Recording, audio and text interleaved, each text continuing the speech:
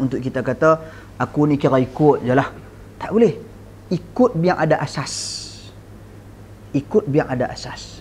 Sebab tu tuan-tuan dan puan-puan sekalian, mungkin kita akan memberi alasan, kami nak tahu macam mana Ustaz, kami nak buat analisa lagu mana. Tuan-tuan, siapa yang nak kena buat analisa? Bukan tuan-tuan dan puan-puan sekalian. Yang nak kena buat analisa yang berani keluar fatwa. Siapa hak keluar fatwa kata hak tu tak boleh, hak ni boleh, ni tak boleh? Kita tanya dia, daripada mana sumber? Daripada mana dalil? Daripada mana ni? Jangan kita pakai telan bulat-bulat. Tanya dia. Pasal dia berani keluarkan fatwa. Ini prinsip yang perlu kita tekankan dalam masyarakat kita. Bertanya, teliti. Itu adalah kemampuan kita menganalisa. Sebab kerja kita kerja bidang lain. Kita menuntut ilmu untuk kita beramal. Nak tuntut ilmu untuk beramal, ilmu yang kita tuntut tu mesti sesuatu benda yang bersifat pasti. Ada bukti-buktinya, ada dalil-dalilnya, ada hadisnya, ada ayat Qurannya. Mesti kena ada. Sebab nak ibadat, kita nak buat ibadat. Nampak? Adapun yang nak kena buat analisa, yang nak kena buka balik kitab, cek balik ini hadis apa, riwayat mana, siapa kata ni semua. Siapa dia? Ustaz. Tuan-tuan, bukan saya saja ni, pi masjid mana-mana lepas ni, ustaz mana-mana mengajak, angkat tangan tanya, ustaz mana dia?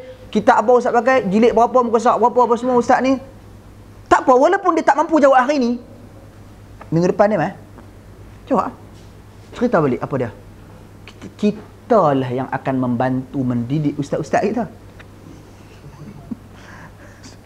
Pasal apa tuan-tuan? Bagi disiplin sikit. Berapa ramai yang lagu tu jenis tak dapat tauliah, yang tak dapat tauliah dah. Yang ada tauliah. Dan berapa ramai yang tak ada tauliah pun ramai dah juga lagu tu. Bismillah. Sebab tu payah dapat tauliah. Tuan-tuan dan puan-puan sekalian. Ustaz, yang kalau yang orang yang sudah keluar fatwa pun jadi orang macam tu je. Tu kata, sekarang ni prinsip ini perlu difahami oleh semua lapisan masyarakat. Orang awam pun kena faham prinsip ni. Orang yang berilmu pun dia kena faham prinsip ni. Jadi biar ada, kita katakan, komunikasi yang positif di sana antara penuntut ilmu, antara orang yang belajar dengan guru. Jangan bagi nak telan bulat-bulat saja apa guru kata, tak boleh. Biar ada bukti, ada sandaran, ada nas Quran, ada hadis Nabi SAW, ada penjelasan para ulama. Kalau tafsir ikut metodologi tafsir yang sebenar, kalau hadis ikut penilaian status hadis, kena ada tahu kaedah-kaedah dia, kena tahu cara macam mana nak ulas hadis tersebut. Kalau pendapat ulama, pendapat siapa, apa hujah-hujah dan alasan yang dia bagi. Jangan kita pakai ambil Syafi'i kita tak boleh, kenapa tak boleh? Pasal dia kata tak boleh. Oh, lagu tu tak boleh tu. Kenapa gila? Apa alasan yang dia berikan Imam Syafi'i rahimahullah? 1, 2, 3. Oh, alasan dia disangkal oleh mazhab lain pula, pendapat ulama ni. Baru kita dapat wujudkan satu suasana ilmu. Jadi, kita yang pergi kelas tu, tanyalah dia. Mana sumber dia? Mana dalil dia? Lama-lama dia bagi balik tauliah, tak payah tarik. Dia bagi balik tauliah. Aku tak boleh mengajak. Masa dia bagi tu, dia jual kita beli. Tuan-tuan dan saya bergurau je. Jadi saya nak cerita bagi supaya orang yang nak mengajak ni daripada kalangan penuntut ilmu yang senior, yang ada sedikit kemampuan ilmu untuk mengajak, yang ada sedikit kemampuan ilmu untuk mengulas, supaya mereka rasa lebih bertanggungjawab untuk nak sampaikan sesuatu. Tahu kata tahu, tak tahu kata tak tahu. Ini senang aja. Adalah ustaz mana atau popular dalam internet lah, ada antara ustaz yang popular lah, yang paling popular dalam internet, antara lah, tak perlu saya sebut nama. Oh, yang tu para ulama telah berkata, ni mazhab ni, mazhab yang sahihnya ni, pendapat yang tepatnya ni, yang paling benar ni, ini ulama ni jumhur kata. Jumhur, jumhur para ulama mazhab Syafi'i. Muktamad, dalam muktamad balun belaka. Mana nukilan dia? Apa dia? Mana dalil? Bagi dalil, bagi dalil. Kalau tak cakap itu tak ada boleh tuan-tuan dan puan sekalian. Cakap tak mampu. Bagi dalil, bagi dalil. Dia tak masuk TV 9. Astagfirullah. Bagi dalil, bagi dalil. Bukan kita nak minta apa. Kita, tuan-tuan, kita kena ingat, kita tak boleh bertindak untuk merendah-rendahkan ilmu pengetahuan orang lain.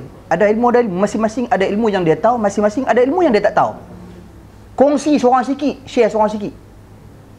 Jangan kita duk nilai orang pergi mengaji luar, pergi mengaji luar, kita mengaji kat dalam Malaysia ya. Kita mengaji kat masjid ya. Bila kira kita mengaji kat masjid tu, kira kita jago lah. Tuan-tuan bukan kira mengaji kat masjid ke, mengaji atas motor ke, mengaji atas kereta ke, mengaji kat mana pun ke. Tuan-tuan, nilai mengikut penilaian ilmu. Penilaian ilmu maksudnya penilaian yang bersifat ilmiah. Bukti setiap perkataan yang disebut. Bukan kira hang mengaji mana. Sebab tu saya tak suka nilai berdasarkan tempat pengajian. Melainkan dia main daripada Universiti Syiah. Itu cerita lain. University of Syiah macam tu. Kalau main daripada situ, yalah kita pun tak boleh nak, aku pun tak berani nak bagi dia mengajar tak ketahuan. Contoh. Tapi kalau mai daripada kalangan Ahlus Sunnah wal Jamaah, orang-orang Sunni belaka, kita nak duk nilai, hang pergi mengaji mana? Mengaji Mesir tak boleh pakai. Oh tak boleh gitu. Hang mengaji Madinah tak boleh pakai. Hang mengaji Jordan tak boleh pakai. Hang mengaji ni. Kau ni kata mengaji Madinah saja boleh. Kau ni kata mengaji Mesir saja boleh. Kau ni kata mengaji Jordan saja boleh. Tak boleh gitu. Kau ni pula mai terbaru, Oxford saja boleh. Problem. Jadi tak boleh semua. Lagu tu tak boleh. Tak boleh. Yang tu kita kena bersifat tuan-tuan, nilaian dia adalah berasaskan pendalilan yang disebut. Jadi tak kira dia main mengaji kat masjid ke, dia kerja apa ke, cakap bagi dalil. Kalau setakat nak tahu kata ulama semua bersepakat. Senang gitu. Bagi mangkuk mana-mana mengajak pun boleh. Tuan-tuan. Jadi ini satu suasana yang tidak sihat. Jadi untuk menyelesaikan isu tersebut, masyarakat awam perlu faham prinsip. Para ilmuwan yang mengajak pun perlu faham prinsip. Prinsip dia bercakap sesuatu biarlah berasaskan fakta. Berasaskan fakta. Bagi dalil satu persatu. 1, 2, 3, 4, 5, 6, 7, 10 dalil, bagi 10 dalil. Bahaskan secara ilmiah. Wallahu a'lam.